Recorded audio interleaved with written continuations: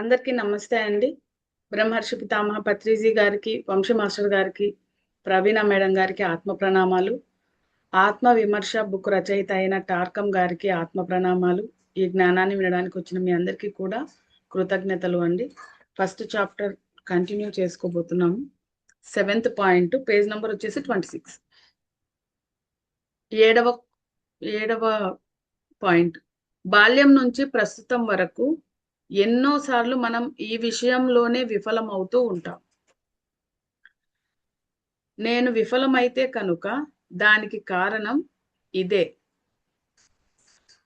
నాతో కలిసి పనిచేసే వారిని ఎంపిక చేసుకోవడంలో, లేదా నా స్నేహితులను ఎంపిక చేసుకోవడంలో, లేదా బాధ్యతాయుతమైన ఉన్నత స్థానాలలో పనిచేయడానికి తగిన వ్యక్తులను ఆహ్వానించడంలో నా విచక్షణ జ్ఞానాన్ని నేను ఎలా పెంపొందించుకోవాలి? ఇది ప్రశ్న మేడం. మళ్ళీ చదువుతాను, చదవమంటారా? బాల్యం నుంచి ప్రస్తుతం వరకు ఎన్నోసార్లు మనం ఈ విషయంలోనే విఫలమవుతూ ఉంటాం. అది ఏ విషయమో వివరిస్తున్నారు కింద. నేను విఫలమైతే కనుక దానికి కారణం ఇదే. నాతో కలిసి పనిచేసే వారిని ఎంపిక చేసుకోవడంలో, లేదా నా స్నేహితులను ఎంపిక చేసుకోవడంలో, అంటే నాతో కలిసి వర్క్ చేసే వాళ్ళని ఎంపిక చేసుకోవడంలో, లేదా నా స్నేహితులను ఎంపిక చేసుకోవడంలో, లేదా బాధ్యతాయుతమైన ఉన్నత స్థానాలలో పనిచేయడానికి తగిన వ్యక్తులను ఆహ్వానించడంలో, అంటే ఉన్నత స్థానంలో వర్క్ చేయాలి అంటే దానికి తగిన వ్యక్తులను సంబంధించిన తగిన వ్యక్తులను ఆహ్వానించడంలో నా విచక్షణ జ్ఞానాన్ని నేను ఎలా పెంపొందించుకోవాలి? అంటే ఎలాంటి వాళ్ళని ఎంచుకోవాలి, దానికి తగ్గట్టు మీ నేను ఏం విచక్షణ ఎలా చెయ్యాలి? ఉపయోగించాలి. మీ స్థాయిలో మీరు మీ స్వంత జీవితంలోనూ, మీ స్వంత విభాగాల్లోనూ విచక్షణను ఎలా పెంపొందించుకోవాలి? ఈ అమ్మాయిని ఉద్యోగంలోకి తీసుకోవాలా, లేక ఆ అమ్మాయినా? క్వశ్చన్లు మేడం. ఈ అమ్మాయిని ఉద్యోగంలోకి తీసుకోవాలా, లేదా ఆ అమ్మాయినా? ఇతడిని ఉద్యోగంలోకి తీసుకోవాలా, లేక అతడినా?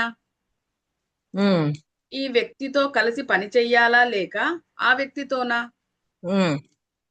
ఇతడితో సన్నిహిత సంబంధాన్ని ఏర్పరచుకోవాలా, లేక అతడితోనా? ఈ అమ్మాయితోనా, లేక ఆ అమ్మాయితోనా? ఎవరిని ఎంపిక చేసుకోవాలి? విఫలమయ్యే అవకాశాలు చాలా చాలా తక్కువగా ఉండే స్థాయిలో నా విచక్షణను నేను ఎలా పెంపొందించుకోవాలి? అంటే విఫలం అవ్వకుండా నేను సెలెక్ట్ చేసుకోగలగాలి. అలాంటి విచక్షణ నాకు ఉండాలి అని మనం అనుకోవాలి ఫస్ట్.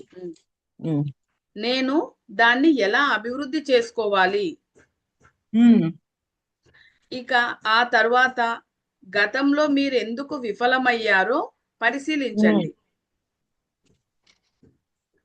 ఆ కారణాన్ని తెలుసుకొని, ఒకవేళ గతంలో విఫలమయ్యాము అంటే ఏదో రీజన్ ఉంటది కదా, ఆ రీజన్ కూడా గుర్తించండి అంటున్నారు. ఆ కారణాన్ని తెలుసుకొని అదే పొరపాటు మళ్ళీ చేయకండి. ఇది ఒక గొప్ప గుణపాఠం. అందుకే నేను మీకు చెప్పేది ఏమిటంటే, మిమ్మల్ని మీరు ఇరుకున పెట్టుకునేలా ఇలా ప్రశ్నించుకోండి.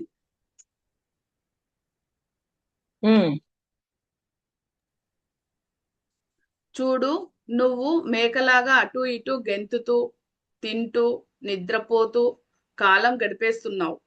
ఇక చాలు, ఇక్కడకు రా. మనం కొద్దిసేపు మాట్లాడుకుందాం. మనం ఏం చెయ్యాలి? నేను ఈ విషయాలన్నింటినీ గురించి వచ్చే సంవత్సరం ఆలోచిస్తాను. కాబట్టి ప్రస్తుతానికి మనం దాని గురించి మర్చిపోదామని ఒకవేళ మీరు జవాబిస్తే కనుక, అలాంటప్పుడు నేను మిమ్మల్ని సూటిగా ఒక ప్రశ్న అడుగుతాను. మీ జీవితంలో వచ్చే సంవత్సరం అనేది ఉంది అని మీకు తెలుసా? అంటే ఒకవేళ దీన్ని కొంచెం కొంచెం వచ్చే సంవత్సరం అయ్యాక, ఒక సంవత్సరం అయ్యాక ఆలోచిద్దాంలే, ఇప్పుడు ఏముందిలే అని అంటే, మళ్ళీ వచ్చే సంవత్సరం మీ జీవితంలో ఉందా అని ఒక క్వశ్చన్ వేసుకోవాలి కదా మనం. ఉమ్. అంటే ఎప్పటివి, అంటే అవి పెండింగ్ పెట్టుకోకుండా ఉమ్. ఎప్పటికప్పుడు సరి చేసుకుంటూ కరెక్ట్ అది. చేసుకుంటూ వెళ్ళమంట. ఉమ్. వచ్చే సంవత్సరం దాకా మరొక రోజు కూడా ఉందా అనేదే మనకు తెలియదు కదా. ఉమ్. ఇది జవాబక్క. ఉమ్. 8వది, ఉమ్. ఇతరులతో నా సంభాషణలను లేదా సలహా సంప్రదింపులను ఎలా మెరుగుపరుచుకోవాలి? ఉమ్. ఇది ప్రశ్న. అంటే ఆ కలగొలుపుతనాన్ని ఎలా ఎలా పెంచుకోవాలి? ఎలా మెరుగుపరుచుకోవాలి? ఉమ్. ఉదాహరణకు, ఒక అమ్మాయి వచ్చి తన ప్రియుడి గురించి నన్ను అడిగింది. ఉమ్. నేను నిజంగానే ఆమెకు సరైన సలహా ఇచ్చానా? అసలు సలహా ఇవ్వాల్సిన అవసరం ఉందా? ఉమ్. ఆమెతో సంభాషించే ఆ అవకాశాన్ని నేను నిజంగానే వీలైనంత బాగా సద్వినియోగం చేసుకున్నానా? ఉమ్. లేక ఆమెకు సరికాని విధానంలో సలహాలు ఇచ్చానా? అని చెక్ సలహా చేసుకోవాలి. ఇచ్చాను అంటే అపరాధ భావన నాకు కలుగుతోందా? ఉమ్. అంతే మీకు కదా, ఇలాంటి ఇచ్చినప్పుడు అమ్మాయి లైఫ్ రిస్క్ లో పడుతుంది కాబట్టి అపరాధ భావం వస్తది కదా మనకి ఆటోమేటిక్ గా. అవును. ఉమ్. మీకు ఇలాంటి అపరాధ భావన ఎప్పుడైనా కలిగిందా? ఉమ్. అంటే ఎవరి వాటిని జీవితాల్లో వాళ్ళని చెక్ చేసుకోమంటున్నారు. ఉమ్, ఆ. ఇలాంటి వాటిని అపరాధ భావం మీరేమన్నా చేశారేమో ఒక్కసారి చెక్ మీరు చెక్ చేసుకోండి. చేసుకోండి. ఉమ్. వాటిని పరిశీలించుకొని ఇలా అనుకోండి: ఒకవేళ ఈ సంవత్సరం ఎవరైనా నా దగ్గరకు సలహా సంప్రదింపులకు గాని ఉమ్. లేక ఏదైనా ప్రశ్న అడగడానికి గాని వస్తే కనుక నేను చాలా జాగ్రత్తగా వ్యవహరిస్తాను అని అనుకోమంటున్నారు. ఉమ్. నేను నా మిత్రుల ఇంటికి అతిథిగా వెళ్ళినప్పుడు ఎవరో వాళ్లకు ఫోన్ చేశారు. ఆ ఫోను చేసిన వ్యక్తి తన మిత్రుడికి బాగా రక్తం పోతుందని ఏం చెయ్యాలో సలహా చెప్పమని అడిగాడు. ఉమ్. అతడిని ఒక కప్పు వెనిగర్ త్రాగమని చెప్పు అని బదులిచ్చాడు నా మిత్రుడు. ఉమ్. నువ్వు ఏం మాట్లాడుతున్నావు అని నేను అడిగాను. ఉమ్. అతని మిత్రుడికి రక్తస్రావం జరుగుతోంది అని అతను చెప్పాడు. ఉమ్. మూర్ఖుడా, నువ్వు అతనికి ఏం సలహా ఇస్తున్నావు? నువ్వు వైద్యుడివి కావు కదా. ఉమ్. రక్తస్రావానికి సంబంధించిన నిపుణుడివి కూడా కాదు కదా. ఆ ఉమ్. మనిషి చనిపోయే అవకాశం ఉంది. ఉమ్. అతడిని వైద్యుడి దగ్గరకు తీసుకెళ్ళండి. నీవు వైద్య సలహా ఎందుకు ఇస్తున్నావు అని నేను అన్నాను. ఉమ్. నేను దేని గురించి మాట్లాడుతున్నానో మీకు అర్థమవుతోందా? వైద్య సలహాలను ఇవ్వడం మీ పని కాదు. మీకు వైద్య శాస్త్రం తెలియదు కాబట్టి మీరు అలాంటి సలహాలను ఎందుకు ఇస్తున్నారు? అంటే శాస్త్రం తెలిసిన వాళ్ళు ఇవ్వాలి, కానీ తెలియని వాళ్ళు ఇష్టం వచ్చినట్టు ఇస్తే వాళ్ళ ప్రాణాల మీదకి వస్తుంది కదా. ఉమ్. ఉమ్. ప్రతి వాళ్ళు తామే ఒక వైద్యుడు, మనస్తత్వ నిపుణుడు, తత్వవేత్త, మతాచార్యుడు, మెకానిక్ అన్నట్లుగా ప్రవర్తిస్తున్నారు. అంటే ప్రతి ఒక్కరూ నాకు అన్ని తెలుసు అన్న కోణంలో ప్రవర్తిస్తుంటారు. ఉమ్. ఒకసారి ఒక టైప్ రైటర్ యంత్రంలో ఒక స్క్రూలు వదులుగా ఉండడం నేను గమనించాను. నేను ఉమ్. దాన్ని బిగించగలను అని నేను అనుకున్నాను. కాబట్టి నేను దాన్ని సరిచేశాను. ఓకే. ఆ తరువాత మరొక స్క్రూ కొద్దిగా వదులు ఉండటంతో నేను గమనించాను కాబట్టి నేను దాన్ని ఆ తర్వాత మరో 2-3 స్క్రూలను విప్పాను. ఉమ్. అప్పుడు అకస్మాత్తుగా ఆ టైప్ రైటర్ మొత్తం ఏ కీలు కా కీలు విడిపోయి బల్ల మీద చెల్లాచెదురుగా పడిపోయింది. ఉమ్. ఇప్పుడు 25 భాగాలుగా విడిపోయిన ఆ యంత్రాన్ని బిగించాల్సి వచ్చింది. డ్యూటీ కా- వచ్చింది. కాబట్టి ఉమ్. అది తేలికే. నేను ఆ పని చెయ్యగలను అని నేను అనుకున్నాను. ఆ తరువాత నేను ఇంకో భాగాన్ని విడదీశాను. అప్పుడు నేను ఇక దాన్ని మళ్ళీ బిగించడం అసాధ్యమని నేను గ్రహించాను.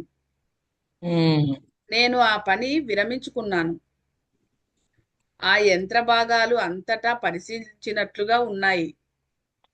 నేను వాటన్నింటినీ టైప్ రైటర్లో మిగిలిన భాగంతో పాటుగా ఒక పెట్టెలో పెట్టాను. ఆ ఊడిపోయినాయని పెట్టాడు. ఉమ్, ఉమ్. మళ్ళీ ఆ ఉమ్. యంత్రాన్ని తిరిగి జోడించడానికి $225 ఖర్చు అయింది. ఓర్రే. ఉమ్, మీరేం చేస్తున్నారు? మీరు యంత్రాలను బాగు చేయగల నిపుణులా? ప్రయోగాలు చేయడం మంచిదే, కానీ $700 విలువ చేసే టైప్ రైటర్తో ప్రయోగాలు చేయకూడదు కదా. ఉమ్. అంటే ప్రయోగాలు చేసేటప్పుడు కూడా గమనించుకోండి దాని వాల్యూ. అది ఒకవేళ చెడిపోయినా కానీ నాకు ఎక్కువ ఖర్చు కాదు అని అనుకుంటే అప్పుడు ప్రయత్నం చేసినా సరే అవన్నీ గమనించాలి కదా. ఆ విచక్షణ ఉన్నప్పుడు జాగ్రత్తగా అక్కడ ఆ పని చేస్తాడు. విచక్షణ లేకపోయేసరికే కదా. ఉమ్. ఏదైనా కూడా తెలిస్తే చెప్పాలి, లేకపోతే లేదంటారా? లేకపోతే అంతే అక్కడ అంతే. ఎంతైనా ప్రమాదం జరగచ్చు. ఇప్పుడు ఆహా అట్లా కాదు కదా. ఇప్పుడు తెలిస్తే చెప్పాలి, తెలియకపోతే గమ్ముగుండాలి. సరే గమ్ముగుండాలి. ఒకవేళ నేర్చుకోవాలి అనిపించింది, కానీ ఒకవేళ దీంట్లో ఏ పార్ట్ అయినా ఇలాగ ఊడిపోతే ఇది ఎక్కువ ఖర్చు అవుతుందా, అది కూడా ఉండాలి కదా, ఆలోచించాలి కదా. ఇప్పుడు ఒక స్క్రూ తీసాడు, టైట్ చేశాడు, ఇంకొకటి చేయబోయేసరికి మొత్తం ఊడిపోయినాయి అంటే దానికి ఇంకా చాలా డబుల్ ఖర్చు అయింది కదా. అది మనం పెట్టగలిగే స్థితి ఉందో లేదా, మరి $250 పెట్టాలి కదా. అది అంటే పర్యవసానాన్ని కూడా ఎస్టిమేట్ చేయాల. విచక్షణ ఉన్నప్పుడు దీని యొక్క పర్యవసానం ఇది ఉంటదేమో, ఈ పర్యవసానం వల్ల నేను ఏదైనా నష్టపోతానా, ఒకవేళ ఏ నష్టము ఉండద్దా, ఒకవేళ దీన్ని ఊడ తీసినా నేను నేర్చుకోగలనా, పోనీ ఒక ఊడ తీసేసి అన్ని ఊడిపోయినాయి అనుకో, అది అట్లా ఆ పర్యవసానాన్ని కూడా ఎస్టిమేట్ చేయాల. పర్యవసానాన్ని ఎస్టిమేట్ చేయకపోతే విచక్షణతోటి ఇంక మళ్ళీ అన్ని వచ్చి కూర్చుంటాయి ప్రాబ్లమ్స్. ఇప్పుడు మరి అతని దగ్గర అంత డబ్బులు ఉన్నాయో లేవో, మరి ఆ డబ్బులు మళ్ళీ తీసుకురావాలిగా, ఎక్కడ తెస్తాడు. ఆ, అది. ప్రజలకు సలహాలు ఇచ్చే సమయంలో నాలో ఉన్న లోపాలేమిటి? ఉమ్, నాలో లోపించినదేమిటి? నేను ఉమ్, అనకూడని మాటలు ఏమైనా అన్నానా? లేదా నేను చెప్పవలసిన మాటలు ఏవైనా చెప్పలేదా? ఉమ్. మీ గురించి మీరు జాగ్రత్తగా పరిశీలించుకోండి. అది జాగ్రత్తగా అబ్జర్వ్ చేసి మనల్ని మనం అప్పుడు విచక్షణతోటి ఆ పనిని చేయగలమా చెయ్యలేమా అన్ని చూసి ఇక్కడ ముందడుగు వేయాల. ఏవో నాకు వచ్చని చెప్పి తుపుక్కనేస్తే డబల్ అయి కూర్చుంటుంది పని. మీ ఆలోచనలు, భావోద్వేగాలు, చేతలను అంచనా వేసుకోండి. అది ఆలోచనలతోటి నేను ఇప్పుడు ఈ మాట మాట్లాడాను, ఈ మాట మాట్లాడినందువల్ల ఎదుట వారిని ఏమైనా హర్ట్ చేస్తానా, పోనీ నన్ను నేను ఏమైనా బాధ పెట్టుకుంటానా అని ఆ మాటని ఆలోచనలలోనే ఎస్టిమేట్ చేసేసేయాల. ఎస్టిమేషన్ చేసి అప్పుడు ఆ మాట మాట్లాడాలా వద్దా అనేది చూసుకొని మాట్లాడాలా. అలా కాకుండా ఏ ఎస్టిమేషన్ లేకుండా లొడలొడ పంచాంగంలాగా మాట్లాడామనుకోండి, ఆడొక అప్పుడు కనిపిస్తుంది దాని పర్యవసానం తర్వాత అర్థమైనప్పుడు అల్లాడిపోతాం. కానీ ఆలోచనలలో మాటల్లో ఆ చేతలో అన్నిట్లో జాగ్రత్త ఉండాల. విచక్షణ లేకపోతే ఆ నెత్తినెక్కి అన్ని పనులు అంటే తారుమారయ్యి పెద్ద ఇబ్బంది మనం గురి అవుతాం. అది. ఒకవేళ అవి సామాన్య జీవితానికి తగినట్లుగా లేకపోతే గనుక మీరు వాటిని తగ్గించి వాటికి తగిన రూపాన్ని ఇచ్చి మీ హృదయంలోని అత్యున్నత లక్ష్యానికి తగినట్లుగా వాటిని మార్చుకోండి. ఉమ్. మా గురువులో ఒక ఆయన ఎప్పుడూ చెబుతూ ఉండేది ఏంటంటే, ప్రకృతి నిన్ను మనిషిగా తయారు చేసింది, కానీ మానవుడిగా ఉండాలంటే నీ విషయంలో నువ్వు కృషి చేయాల్సి ఉంటుంది. ఉమ్. ఎవరిని వాళ్ళు మార్చుకోవడానికి ఎవరి కృషి వాళ్ళు చేయాలి. నేను ఈ అంశం గురించి లోతుగా ఆలోచించాను. ఆయన ఈ విషయం చెప్పినప్పుడు నా వయసు 12 ఏళ్ళు. నాకు అది బాగా నచ్చింది, కానీ నేను దాన్ని అర్థం చేసుకోలేకపోయాను. కాబట్టి నేను నా ఆటోగ్రాఫ్ ఆల్బమ్ తీసుకువచ్చి ఆయన చెప్పిన మాటలను అందులో వ్రాయమని మా గురువు గారిని అడిగాను. అది ఉమ్, ఎంతో అందమైన వాక్యం. మిమ్మల్ని మీరే అభివృద్ధి చేసుకోవాలి. మిమ్మల్ని మీరే అభివృద్ధి చేసుకోవాలి. చేసుకోవాలి, మిమ్మల్ని మీరే జాగ్రత్త పరుచుకోవాలి, మిమ్మల్ని మీరే ఉద్ధరించుకోవాలి. అందుకే ఉద్ధరేదాత్మ ఆత్మానం అన్నారు కృష్ణ భగవానుడు. ఉమ్, మిమ్మల్ని అభివృద్ధి చెయ్యమని గురువుల దగ్గరకు, పుస్తకాల దగ్గరకు వెళ్ళి అడగకండి. ఆ, మిమ్మల్ని మీరు ఎదుర్కొని, మిమ్మల్ని మీరు ప్రశ్నించుకొని, ఆ ప్రశ్నలకు జవాబులు ఇవ్వడానికి ప్రయత్నించినప్పుడు మాత్రమే గురువులు, పుస్తకాలు కొన్ని విధాలుగా మీకు సహాయపడడం సాధ్యమవుతుంది. మళ్ళీ చదివినాయి. మిమ్మల్ని మీరు ఎదుర్కొని, మిమ్మల్ని మీరు ప్రశ్నించుకొని, ఆ ప్రశ్నలకు జవాబులు ఇవ్వడానికి ప్రయత్నించినప్పుడు మాత్రమే గురువులు, పుస్తకాలు కొన్ని విధాలుగా మీకు సహాయపడడం సాధ్యమవుతుంది. మాది కట్ అయిపోయిందిరా, ఒకసారి చదువు మధ్య. ఓకే అక్క. మిమ్మల్ని మీరు ఎదుర్కొని, మిమ్మల్ని మీరు ప్రశ్నించుకొని, ఆహా, పై ఆ లైన్ కూడా చూసి గురువుల దగ్గరికి అని పుస్తకాలు. మిమ్మల్ని మీరే అభివృద్ధి చేసుకోవాలి. మిమ్మల్ని అభివృద్ధి చెయ్యమని గురువుల దగ్గరకు, పుస్తకాల ఉమ్, దగ్గరకు వెళ్ళి అడగకండి. అంటే అభివృద్ధి చెయ్యమని అడగకుండా ఉండాలి. ఉమ్. ఉమ్, వాళ్ళ దగ్గరికి వెళ్ళి అడగకూడదంట, నన్ను అభివృద్ధి చెయ్యండి అని. ఉమ్, ఏవో బుక్స్ చదివితే కూడా రాదట. ఉమ్, మిమ్మల్ని మీరే ఎదుర్కోవాలి. ఉమ్, మిమ్మల్ని మీరే ప్రశ్నించుకోవాలి. ఉమ్. అప్పుడు ఆ ప్రశ్నలకు జవాబు ఇవ్వడానికి ప్రయత్నించినప్పుడు మాత్రమే గురువులు, పుస్తకాలు కొన్ని విధాలుగా మీకు సహాయపడడం సాధ్యమవుతుంది. ఉమ్. అంటే మిమ్మల్ని మీరు ప్రశ్నించుకోవటం, ఇవన్నీ అంటే ప్రాక్టికాలిటీ అయిపోయాక థీరీగా మాస్టర్స్ పుస్తకాలు మీ దగ్గరికి వస్తాయి అని చెప్తున్నాడు. ఉమ్, ప్రాక్టికాలిటీ కావాలి అంటున్నాడు ఆయన. ఉమ్, అంతే. 9వది, నాతో నేను, అలాగే ఇతరులతో ఇంకా ఎక్కువ నిజాయితీగా, నిష్కపటంగా ఉండడం ఎలా? ఉమ్, ఇది క్వశ్చన్. జవాబు: నేను నిజంగానే 100% నిజాయితీగా ఉన్నానా? ఉమ్, మిమ్మల్ని మీరు ప్రశ్నించుకోండి. మీరు నిజాయితీ పరులేనా? మీ ఉమ్. చేతలన్నింటిలోనూ అసలైన నిజాయితీ ఉంటుందా? ఒకవేళ మీరు అలా ఉంటే కనుక అద్భుతం. మీ నేను చేతల్లోనూ. మీరు మీ చేతలన్నింటిలోనూ అసలైన నిజాయితీ ఉంటుందా? ఉమ్, ఒకవేళ మీరు అలా ఉంటే కనుక మీరు అద్భుతం. మళ్ళీ చదవాలేనమ్మా మాధవి. నేను నిజంగానే 100% నిజాయితీగా ఉన్నానా?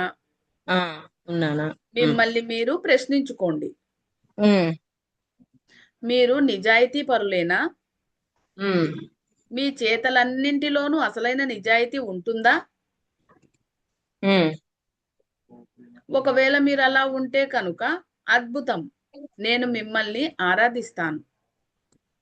అంటే మిమ్మల్ని మీరు చెక్ చేసుకోండి, నిజాయితీలో ఉన్నానా లేదా అని. ఉమ్, ఉన్నారా? ఓకే, మీరు ఒక అద్భుతం. ఉమ్. ఉమ్, కానీ ఒకవేళ మీరు మరీ నిజాయితీ పరులు కాకపోతే కనుక తరువాత వేయాల్సిన అడుగు ఏమిటి? ఉమ్. నిజాయితీ పరులుగా ఉంటే నాకు ఇష్టం. ఓకే, ఉమ్, ఒకవేళ లేదనుకోండి. ఒకవేళ నిజాయితీ పరులు కాకపోతే కనుక తరువాత వేయాల్సిన అడుగు ఏమిటి? ఉమ్, ఇంకా తర్వాత నిజ ఉమ్, ఉమ్, ఇంకా నిజాయితీగా ఉండడానికి ఏం చెయ్యాలో మనం తెలుసుకోవాలి. ఉమ్, మొదట ఎవరితో నిజాయితీగా ఉండాలి? మనతో మనం. ఉమ్, మీతోనే. మనతో మీతో మనం. ఉమ్, మీతో మీరు ఇంకా ఎక్కువగా నిజాయితీగా ఉండాలి. ఎందుకని?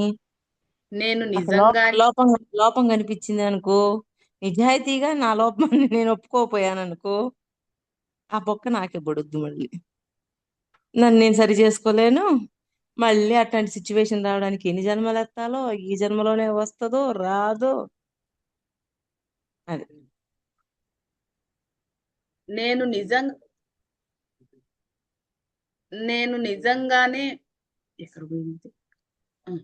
నేను నిజంగానే నిజాయితీగా ఉంటున్నానా? నన్ను నేను మోసగించుకుంటున్నానా? నాతో నేను దాగుడు మూతలాడుతున్నానా? నన్ను నేను నిజంగా వంచుకుంటున్నానా? ఉమ్. మనల్ని మనం నిజానికి ఎంతో తెలివిగా మోసం చేసుకోగలమని నేను తెలుసుకున్నాను. అంటే ఆయన తెలుసుకొని మనకు చెబుతున్నారు, మనల్ని మనం మోసం చేసుకుంటాము అని. ఉమ్. మనం నిజ నిజంగానే ఎంతో నిజాయితీగా మోసం చేసుకుంటామని అనింది ఆయన. ఆ వర్డ్ ఏంటి? ఉమ్. మీతో మీరు ఇంకా ఎక్కువ నిజాయితీగా ఉండాలి. నేను ఉమ్. నిజంగానే నిజాయితీగా ఉంటున్నానా? నన్ను నేను మోసగించుకుంటున్నానా? ఉమ్. నాతో పట్టించుకో మనల్ని మనం. నాతో నేను దాగుడు మూతలు ఆడుతున్నానా? ఉమ్. నన్ను నేను నిజంగా వంచుకుంటున్నానా? ఉమ్. మనల్ని మనం నిజానికి ఎంతో తెలివిగా మోసం చేసుకోగలం అని నేను తెలుసుకున్నాను. ఉమ్.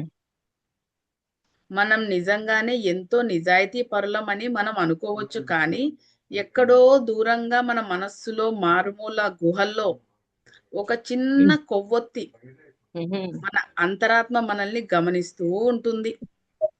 ఎవరు గమనించరు అనుకుంటున్నారేమో, నీ అంతరాత్మే. నీ అంతరాత్మే నీకు గురువు. ఉమ్.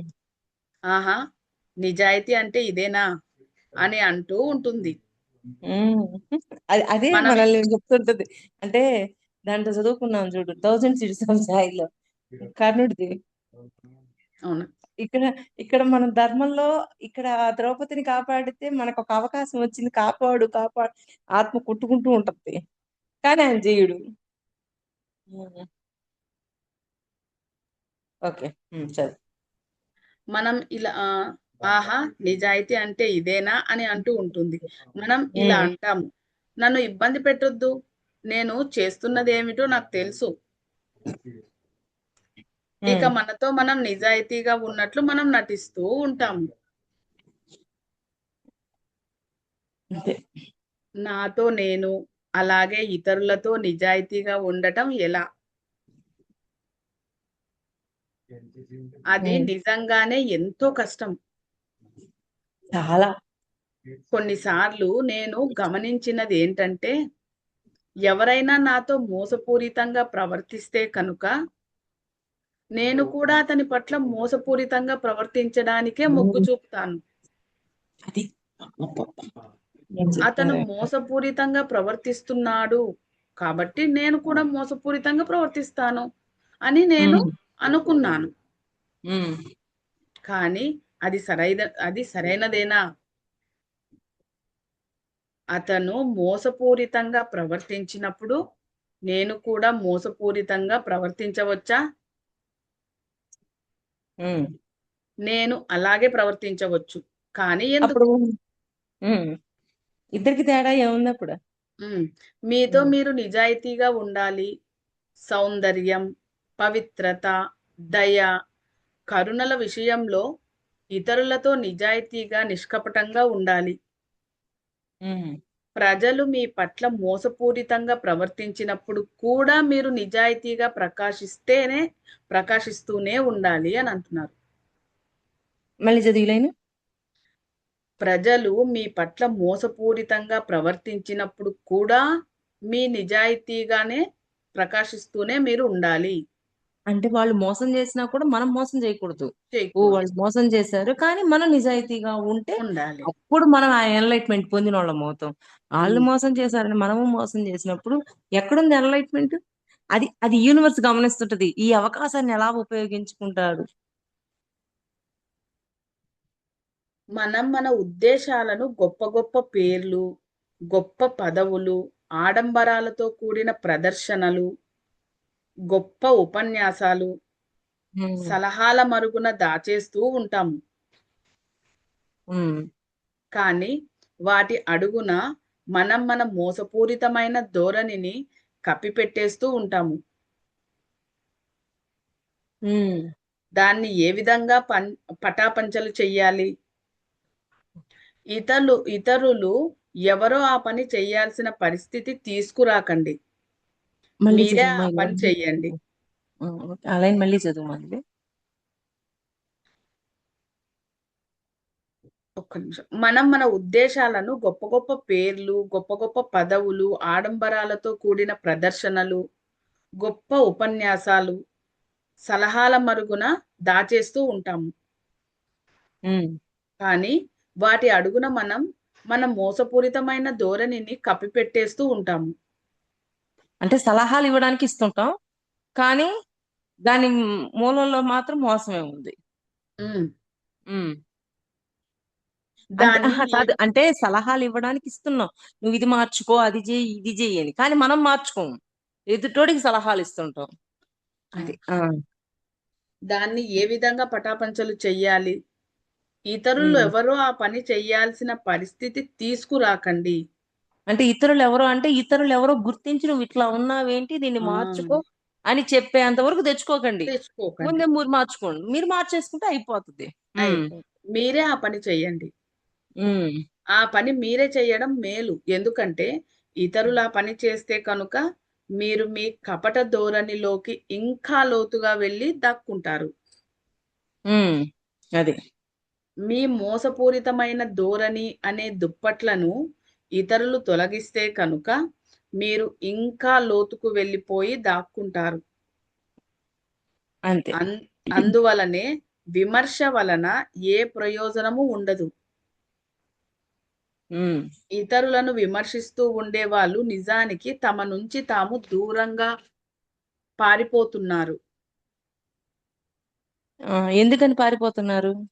మీరు మోసపూరితమైన ప్రవర్తన అనే దుప్పటి కింద దాక్కొని ఉన్నారని మీ అంతట మీరే తెలుసుకొని చివరకు ఆ చీకటి నుంచి వెలుగులోకి రావాలి. ఆ పై లైన్ ఈ లైన్ మళ్ళీ చదువు.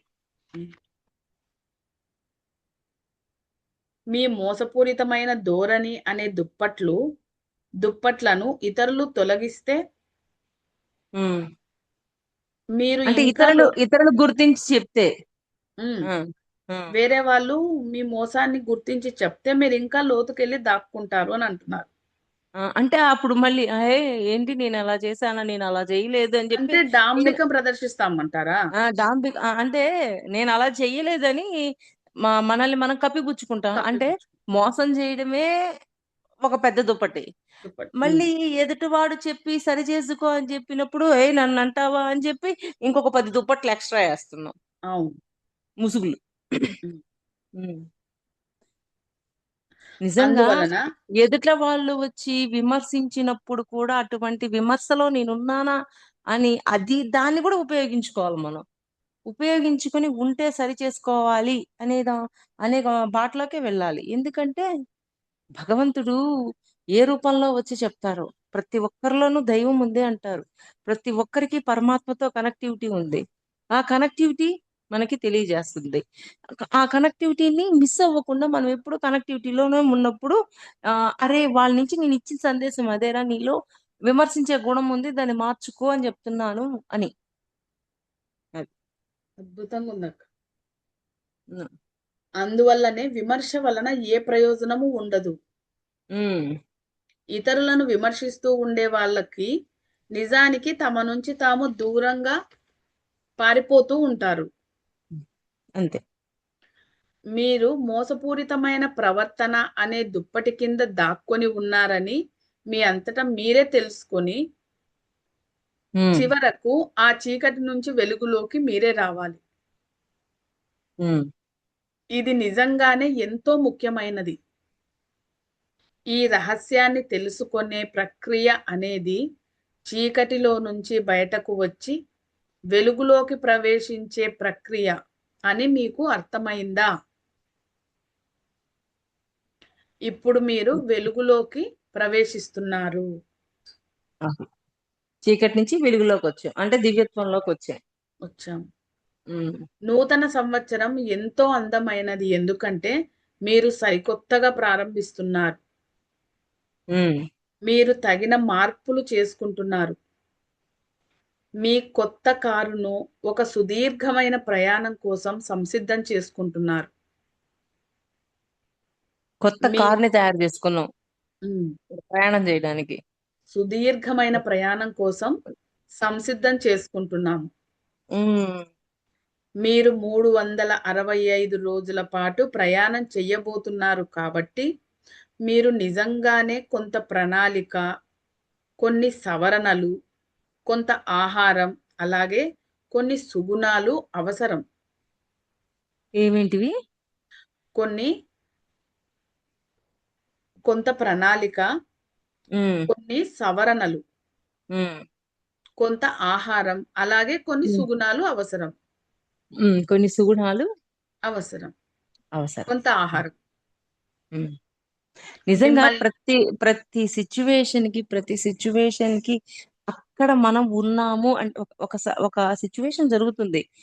ఆ సిచ్యువేషన్ లో మనం ఉన్నాము అంటే మన పాత్ర మనకెప్పుడు నా వైపు ఏమి లోపం ఉంది అని మనం ఎప్పుడు చెక్ చేసుకుంటూనే ఉండాల. ఆ చెకింగ్ ఆయన ఎంతగా చెప్తారంటే, మీలో లోపం ఏంటి, మీలో లోపం ఏంటి అంటే, లోపం ఏంటి అని చెప్పి ఇన్ఫీరియారిటీలోకి వెళ్ళకూడదు. అక్కడ సరి చేసుకుంటే అవకాశం కోసం మనకి వచ్చింది అని హ్యాపీగా ఫీల్ అయ్యి సరి చేసుకోవాలి. అంతేకాని నాలో లోపమైంది అనే కొద్దీ నేను ఇన్ఫీరియారిటీలోకి వెళ్ళిపోతున్నాను అంటే, ఇన్ఫీరియారిటీలోకి ఎందుకు వెళ్ళాలా? అవసరం ఏంటి? మనల్ని మనం సరి చేసుకోవడానికే కదా ఆ పరిస్థితి మన ముందుకు వచ్చింది. మరి ఆ పరిస్థితిని మనం ఉపయోగించుకోవాలి కదా. ఉపయోగించుకోకుండా మళ్ళీ ఆపేసామనుకో ఏం లాభం? అందుకే మన వైపే చూడాలి. అక్కడ ఆ సిచ్యువేషన్ లో మనం ఉన్నాము అంటే, ఇక్కడ నేనేం నేర్చుకోవాలని, నాలో ఏం మార్చుకోవాలని, నా ముందుకి ఈ సిచ్యువేషన్ వచ్చిందని ఫస్ట్ మన వైపే చూడాలి. తర్వాత ఎదుట వాళ్ళు ఎలా ఉన్నా మనకు సంబంధం, వాళ్ళు నేర్చుకోవాల్సింది నేర్చుకుంటారు. కానీ మనం ఎందుకు అక్కడ ఉన్నాము, ఆ సిచ్యువేషన్ లో మనం ఎందుకు ఉంచింది నేచర్ అని మనం ఎప్పుడు ప్రశ్నించుకోవాలి మనల్ని మనం.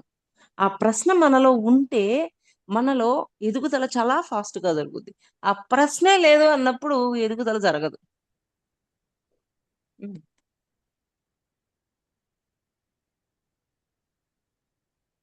మిమ్మల్ని మీరు ఎదుర్కొంటే తప్ప మీరు ఎలా ప్రయాణించగలరు? ఉమ్. 10వ ప్రశ్న. నిర్మాణ నిర్మాణాత్మకంగా లేదా ఆదర్శవంతంగా లేని బాంధవ్యం నుంచి దూరంగా ఉండడం ఎలా? నిర్మాణాత్మకంగా లేదా ఆదర్శవంతంగా లేని బాంధవ్యం నుంచి దూరంగా ఉండడం ఎలా? 10వ ప్రశ్న. నిర్మాణాత్మకంగా లేదా లే ఆదర్శవంతంగా ఉమ్. లేని బాంధవ్యం నుంచి దూరంగా ఉండడం ఎలా? ఉమ్. జవాబు. ఆదర్శవంతమైన బాంధవ్యం అంటే ఏమిటంటే, మీరు మీ లక్ష్యాన్ని చేరుకోవడానికి అది సహాయపడుతుంది. అంతే కదా. ఆదర్శం అనేది లేకపోతే ఆ లక్ష్యాన్ని మనం చేరుకోలేము. అంటే మనం ఒకవే దాన్ని ఎలాగైనా ఆ లక్ష్యాన్ని చేరుకోవాలి అంటే, ఈ ఆదర్శం అనేది ఒక సపోర్ట్. ఆదర్శ ఆదర్శవంతమైన బాంధవ్యం అంటే అక్క బాంధవ్యము అంటే ఏదైనా ఒక రిలేషన్. కనెక్టివిటీ అన్నట్టు అంతే. ఉమ్.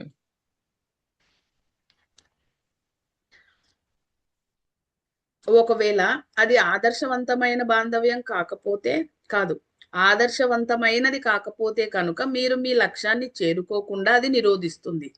ఉమ్. లక్ష్యాన్ని చేరుకోవాలి అంటే ఒక ఆదర్శంగా పెట్టుకున్నప్పుడే లక్ష్యాన్ని చేరుకోగలుగుతాం, లేకపోతే చేరుకోలేము. ఎట్లాగైనా సరే నేను అలాగా ఆ దివ్యత్వాన్ని సాధించుకోవాలి అని ఆదర్శంగా పెట్టుకున్నప్పుడు ఆటోమేటిక్ గా లక్ష్యాన్ని చేరుకుంటాం. అసలు ఆదర్శమే లేదు, అప్పుడు ఎలా చేరుకోగలుగుతాం? నేను ఎట్లాగైనా సరే నా వాక్ శుద్ధిని పెంచుకోవాలి, నా వాక్ సరి అయినవిగా ఉండాలి, సరి కానీ నా నోట్లో నుంచి రాకూడదు అని నేను గట్టిగా ఆదర్శంగా పట్టుకొని ఉన్నాను. ఎట్లాగైనా సరే నేను సాధించుకోవాలి అనుకున్నాను. ఆటోమేటిక్ గా అక్కడ దాకా వెళ్ళగలుగుతా, ఆ లక్ష్యాన్ని నేను చేరుకోగలుగుతా. నాకు ఆదర్శమే లేనప్పుడు ఆ లక్ష్యాన్ని ఎలా చేరుకోగలుగుతాను? చేరుకోలేను కదా. అది. నేను ఈ బాంధవ్యాలను నిలిపి ఉంచుకోవడం కోసం నటిస్తూ నా సమయాన్ని, నా శక్తిని, మిగిలిన వాటన్నింటినీ వృధా చేసుకోవాలా? లేక నిష్కపటంగా ప్రవర్తించి వాళ్ళ నుంచి దూరం అవ్వాలా? అంతే. ఉమ్. ఈ ప్రశ్నకు మీరే జవాబు చెప్పండి. మీ ఆ 2 లైన్లు ప్రియుడు మళ్ళీ చదువు ఒక్కసారి. 2 లైన్లు ఒక్కసారి క్వశ్చన్ మళ్ళీ చదువు. నిర్మాణాత్మకంగా లేదా ఆదర్శవంతంగా లేని బాంధవ్యం నుంచి దూరంగా ఉండడం ఎలా? ఉమ్. జవాబు: ఆదర్శవంతమైన బాంధవ్యం అంటే ఏంటంటే, మీరు మీ లక్ష్యాన్ని చేరుకోవడానికి అది సహాయపడుతుంది. ఉమ్. ఒకవేళ అది ఆదర్శవంతమైనది కాకపోతే కనుక మీరు మీ లక్ష్యాన్ని చేరుకోకుండా అది నిరోధిస్తుంది. లక్ష్యాన్ని చేరుకోనీయకుండా. అది నిరోధిస్తుంది. అంతే కదా, ఆదర్శం లేదు, లేకపోతే పట్టుదల ఉండదు దాన్ని రీచ్ అవుదామని. అదే పట్టుదల ఉందనుకో, దాన్ని సాధిస్తామా లేదా. అందుకే ఆ పట్టుదల ఎక్కడ ఉండాలో అక్కడ ఉండాలి, ఎక్కడ ఉండకూడదు అక్కడ ఉండకూడదు. నేను ఈ బాంధవ్యాలను నిలిపి ఉంచుకోవడం కోసం నటిస్తూ నా సమయాన్ని, నా శక్తిని, మిగిలిన వాటన్నింటినీ వృధా చేసుకోవాలా? లేక నిష్కపటంగా ప్రవర్తించి వాళ్ళ నుంచి దూరం అవ్వాలా? అంటే ఈ నాటకం ఆడాలా, లేకపోతే వాళ్ళ నుంచి దూరం అవ్వాలా. దూరం అవ్వాలా? ఏమి ఈ ఇచ్చారు ప్రశ్న ఆన్సర్? ఈ ప్రశ్నకు మీరే జవాబు చెప్పండి. మీ ప్రియుడు, మీ ప్రియురాలు, మీ యజమానులు, మీ ఇరుగు పొరుగు వాళ్ళు, లేదా మీకు ఉన్న ఇతర సంబంధ బాంధవ్యాలు అన్నింటి గురించి నేను మాట్లాడుతున్నాను. ఇది సరైన బాంధవ్యమేనా? ఒకవేళ అది సరైనది కాకపోతే కనుక ఆ బాంధవ్యాన్ని తెగతెంపులు చేసుకోండి. మీరు ఆ బాంధవ్యాన్నే కొనసాగిస్తే కనుక అది మీ శక్తిని పీల్చేస్తుంది. ఆ బాంధవ్యం మిమ్మల్ని ఇంకా ఇంకా అంధకారంలోకి నెట్టిపడేస్తుంది. ఓకే. ఆ బాంధవ్యాన్ని కొనసాగించడం ఎందుకు? మీ బలహీనతను ఇంకా పెంచుకోవడం ఎందుకు? మీరు ఆ బాంధవ్యాన్ని తెగతెంపులు చేసుకోవాలా వద్దా అని ఇతరులను అడగకండి. మీరే నిర్ణయించుకోండి. ఎందుకంటే మీ పరిస్థితి మీకే బాగా తెలుసు. ఆ బాంధవ్యం ఉందా లేదా అనేది అంటే ఉంచుకోవాలా వద్దా అనేది ఎవరికి వాళ్ళుగా ప్రశ్నించుకోవాలి. ప్రశ్నించుకోవాలి. వాళ్ళని అడగకూడదు. ఎవరిని అడగకండి అంటున్నాను. మీరే నిర్ణయించుకొని మీ స్వంత సంకల్ప స్వేచ్ఛను ఉపయోగించి ఆ పని చేస్తే కనుక అప్పుడు మీరు ఎన్నడూ పశ్చాత్తాపపడరు. కానీ ఒకవేళ ఆ బాంధవ్యాన్ని తెగతెంపులు చేసుకోమని ఇతరులు ఎవరైనా మీకు చెప్తే కనుక మీరు ఆ పని చేసిన తర్వాత ఇలా అనుకుంటారు: అతనే దోషి, ఎందుకంటే ఆ బాంధవ్యాన్ని తెగతెంపులు చేసుకోమని అతనే నాకు చెప్పాడు. ఈ విధంగా మీరు తప్పించుకోవడానికి మార్గం ఉంటుంది. మ్యూట్ లో పెట్టుకుని.